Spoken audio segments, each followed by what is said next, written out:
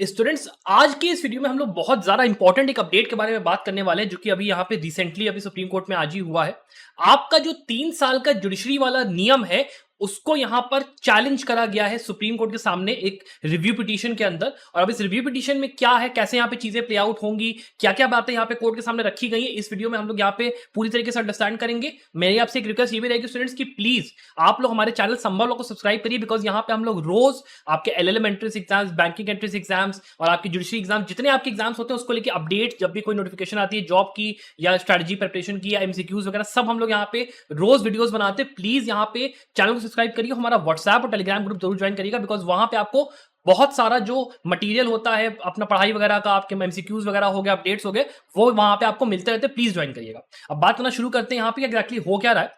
Basically अगर इसकी brief background में जाए तो यहाँ पे रिव्यू फाइल करी गई है जो आपका केस हुआ था ना ऑल इंडिया जजेस एसोसिएशन ऑफ इंडिया का, जो कि आपका 20 मार्च का था। इसमें आपकी 3 जज की बेंच थी। जस्टिस हमारे चीफ जस्टिस बी.आर. गवई, एजी मेसी और विनोद चंद्रन, बेसिकली उनका जजमेंट था।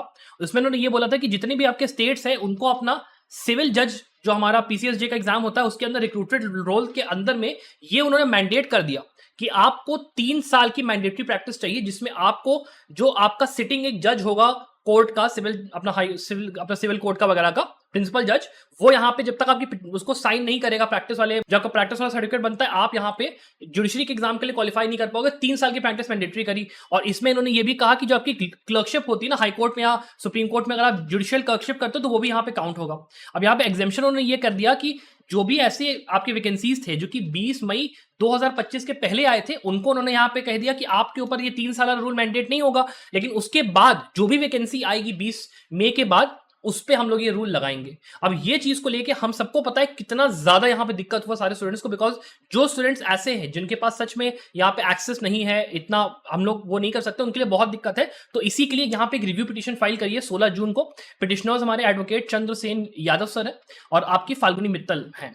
उन्होंने ये कहा है कि ये जो आपका रूल है, ये आपका जो 3 ईयर का रूल है, ये आर्टिकल 14 का, 16 का और 19(1)(g right to freedom of आपका ट्रेड एंड कॉमर्स, उसके अगेंस्ट में है। और हमें कोशिश ये करनी चाहिए कि हम लोग को ये रूल प्रोस्पेक्टिवली 2027 से अप्लाई करना चाहिए, ताकि जो अभी करंट में स्टूडेंट्स अभी लॉ स्कूल में है, जिन्होंने यहाँ पे लॉ स्कूल ज्वाइन करा है, एटलीस्ट उनको यहाँ पे इस चीज का एग्जेम्पशन मिल जाए। एटलीस्ट उनको ये ना हो कि जब उन्होंने लॉ ज्वाइन करा उस टाइम पे उन्हें नहीं पता था ना कि यहाँ पे ये 3 साल का रूल आने वाला है, लेकिन इसके बाद अगर कोई बच्चा लॉ स्कूल ज्वाइन करे तो एटलीस्ट उसको ये चीज पता रहे, तो उस हिसाब से वो अपना मेंटली प्रिपेयर होकर काम करेगा। इसके लिए पिटीशन फाइल किया। पिटीशन में क्या क्या बोला गया है वो हम लोग आगे देखते हैं, लेकिन उसके पहले स्टूडेंट्स मेरी आपसे ये बात मैं कहूंगा, अगर आप इस बार एलएलएम एग्जाम्स की प्रिपरेशन करने का सोचे, बिकॉज जुडिशरी के अंदर में जब से ये नियम आया है, यहाँ पे थोड़ा सा एलएलएम एग्जाम्स के लिए थोड़ा सा अगर आप सोच रहे हो तो आपको क्लैट पीजी एग्जाम के लिए एक बहुत ही बेहतरीन कोर्स संभव लॉ की तरफ से मिलता है, जहां पे आपको पिछले 5 साल में हम लोगों ने हर साल सिलेक्शन दिए हैं। टॉप 100 में हमारे हर साल 5 स्टूडेंट्स रहते ही रहते हैं, और उसके अलावा जो आगे रैंक्स होती है, हमारी फैकल्टी सारी एनएलयू क्वालिफाइड, बढ़िया एकदम नेट क्वालिफाइड है। मैं खुद भी यहाँ पिछले 5 साल से प्रैक्टिसिंग एडवोकेट रहा हूँ, मेरा बहुत बढ़िया ट्रैक रिकॉर्ड रहा है मेंटरशिप करने का, मैंने कई स्टूडेंट्स को गाइड भी करा है। और इस कोर्स के अंदर आपको सारा का सारा वीडियो लेक्चर, जितने आपके सब्जेक्ट्स होते हैं सारे के सारे मिल जाते हैं क्लैट पीजी से रिलेटेड। फिर आपको स्टडी मटेरियल, मॉक पेपर्स जो भी आपके रिलेटेड होते हैं वो सारे मिल जाते हैं, और रीसेंट केस लॉ समरीज जो भी अपडेट्स आती हैं, जितने भी वो आते हैं वो भी आपके पूरे इसमें रहते हैं। तो अगर आपको एनरोल करना है, केवल 5499 में कोर्स आपका अवेलेबल है। 5-6 महीने रह गए एग्जाम में, प्लीज इसको आप चेकआउट कर सकते हो। और उसके अलावा अगर मान लो आप इस बार सीबीटी और आईआईटी खड़गपुर या जितने आपके एलएम एग्जाम्स उनका आप सोच रहे हो, बिकॉज आपका ये है कि 3 ईयर का रूल आने के बाद से थोड़ा सा अगर आपका मन है, आपके ऊपर है टोटली, मैं आपको वो नहीं कर रहा हूं, अगर आपका मन है तो आप इस कोर्स से चेकआउट कर सकते हो। ये केवल आपका जून के महीने में 6499 में अवेलेबल है। सारे एग्जाम्स की आपकी प्रिपरेशन इसी एक कोर्स के अंदर हो जाएगी। Extensive mock paper series exams की यहाँ पे रहती है, जितने आपके एलएलएम एंट्रेंस एग्जाम्स होते हैं सबको हम लोग यहाँ पे कवर करते हैं, अलॉन्ग विद प्रॉपर मेंटरशिप। मेरी आपको जब भी मुझे कॉल करना है, जब भी मुझसे बात करनी है, आप मुझे को कभी भी कॉल कर सकते हो, बात कर सकते हो, मैं पूरी टाइम वहां पे अवेलेबल रहता हूं। तो अगर आपको एनरोल करने का मन है, प्लीज इसको चेकआउट आप लोग करिए और चैनल को सब्सक्राइब भी जरूर करिएगा। अब आगे बात कर लेते हैं कि यहाँ पे जो ग्राउंड्स इन्होंने रखे रिव्यू के लिए वो यहाँ पे क्या है। इन्होंने बेसिकली ये बोला है कि पहली बात तो आप उन एस्पिरेंट्स को पेनलाइज कर रहे हो जिन्होंने यहाँ पे लॉ स्कूल में एडमिशन ले लिया और उनको ये चीज पता नहीं थी कि ऐसा ऐसा होने वाला है, बिकॉज वो तो यहाँ पे तैयारी पहले से आप लोग हम लोग कर रहे हैं ना यार। अगर मैं लॉ स्कूल में गया, मेरे को 2nd-3rd ईयर से कोचिंग लेना था, मैं सोच के बैठा था कि मेरे को तैयारी करनी है, 5th ईयर में था मैं तैयारी करनी है। फिर इसका एक डिस्क्रिमिनेटरी इफेक्ट भी है, ये खास करके जो हमारे ऐसे कैंडिडेट्स जो कि SC ST या OBC या जो ऐसे एस्पिरेंट है जो कि आपके उतने इकोनॉमिकली अच्छे नहीं, उनके लिए खास करके डिफिकल्ट है। बिकॉज आप सोचो कि जो थोड़ा सा ठीक ठाक ऐसा स्टूडेंट है जिसके पास इकोनॉमिक मीन्स है, वो चलो थोड़ा हद तक अपने आप को फाइनेंशियली स्टेबलाइज करके संभाल लेगा, उसको कोई दिक्कत नहीं। लेकिन जो स्टूडेंट तुरंत लॉ स्कूल कंप्लीट कर रहा है, फिर उसको आप ये कह दो कि 3 साल के लिए भाई आपको वकालत करनी, वकालत में पैसा है नहीं, पैसा है नहीं, और ऊपर से आप ये कह रहे हो कि आप प्रैक्टिस भी करो, फिर आप तैयारी भी करो, फिर आप वेट भी करो, और ऊपर से सबसे बड़ी प्रॉब्लम क्या होती है जुडिशरी के साथ कि वैकेंसी कब आएगी इसका हमें पता ही नहीं। सबसे बड़ी प्रॉब्लम ये वैकेंसी का पता होता नहीं, तो फिर वो 3 साल कब 3 से 4 साल 5 साल लग जाए, वो कितना दिक्कत है। और सबसे बड़ी बात ये होती है हमारी जो फीमेल कैंडिडेट्स है, फीमेल कैंडिडेट्स को यहाँ पे बहुत सारा प्रॉब्लम है। बिकॉज हमारे जो इंडियन सोसाइटी वहां पे सोसाइटल प्रेशर रहता है, फैमिली प्रेशर रहता है कि जल्दी से जल्दी चीजें हो जाए, अपना अगले स्टेज में लड़की को हम अपना मतलब मैरिज एंड ऑल इसके प्रोस्पेक्टिव या कुछ भी वो लोग सेटल करना चाहते हैं। और अगर आप 25-26 की एज में एलिजिबल ही होगे तो फिर टाइम कितना लगेगा, वैकेंसी कब आएगी, कब करोगे। तो ये सारी चीजों को यहाँ पे पिटीशन के अंदर कहीं ना कहीं थोड़ा सा मतलब ये वैसे बोला नहीं गया, लेकिन मेरा जो पर्सनल ओपिनियन है, बट ये पिटीशन के अंदर बात है साफ साफ, और ये है डिस्क्रिमिनेशन सीधा सीधा। उसके अलावा आर्टिकल 19(1) को भी इन्होंने कहा कि राइट टू प्रोफेशन जो है यहाँ पे रिस्ट्रिक्टेड है। बिकॉज भैया मेरा राइट है कि मैं अपना एग्जाम देना चाहता हूं, और आपने अचानक से यहाँ पे रूल लगा दिया without any rational justification. Because यहाँ पर एक लेजिटिमेट एक्सपेक्टेशन भी होती है, खास करके उन बच्चों के लिए जो कि 2023 से लेकर 2025 के बैच के हैं।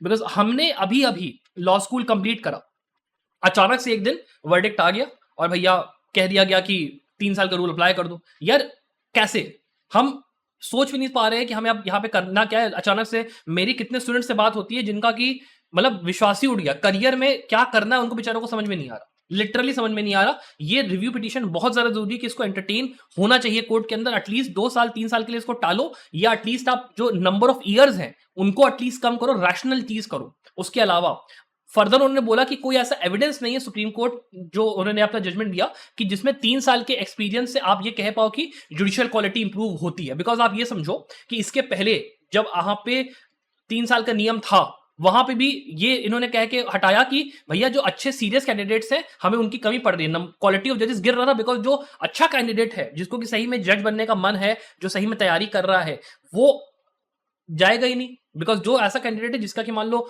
लीगल बैकग्राउंड अच्छा है, मतलब वो फादर मदर मान लो सकता है लॉ प्रोफेशन में है, कोई रिश्तेदार लॉ प्रोफेशन में है, उसको चलो सपोर्ट है, या जो फाइनेंशियली स्टेबल है उसको सपोर्ट है, वो 3 साल बिना उसके भी चला लेगा। लेकिन जो बच्चा मतलब आप मतलब अच्छा मतलब आपका बैकग्राउंड नहीं, तो आप क्या करोगे, आपके पास क्या ऑप्शन है, वो चीज है।